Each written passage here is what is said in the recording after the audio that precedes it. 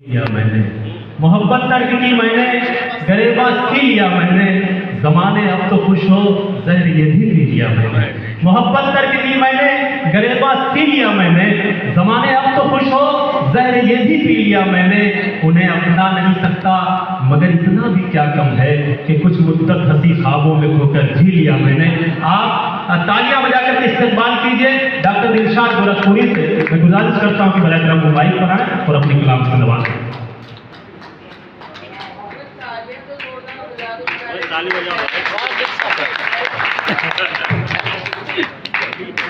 दोस्तों, हमारे गुमान में ये नहीं था कि आज हम कुछ पढ़ेंगे, क्योंकि सुबह से लगभग 6 बजे से बहुत थक गया हूँ और बहुत मजबूर भी हूँ। लेकिन शादाब आदमी साहब की मोहब्बत और सैयद सलाउद्दीन साहब जो हमारे बीच अपना बहुत कीमती वक्त गोरखपुर में लेकर आए, डॉक्टर अना देवी, मलिकजादा जावेद साहब, डॉक्टर साकिब हारूनी साहब, मैं एक मतला एक शेर पढ़ता हूँ। मुलाजा फरमाएं।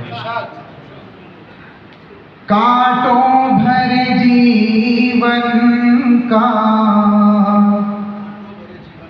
सफर काट रहे हैं,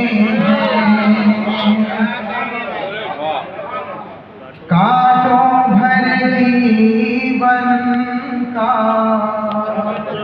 सफर काट रहे हैं।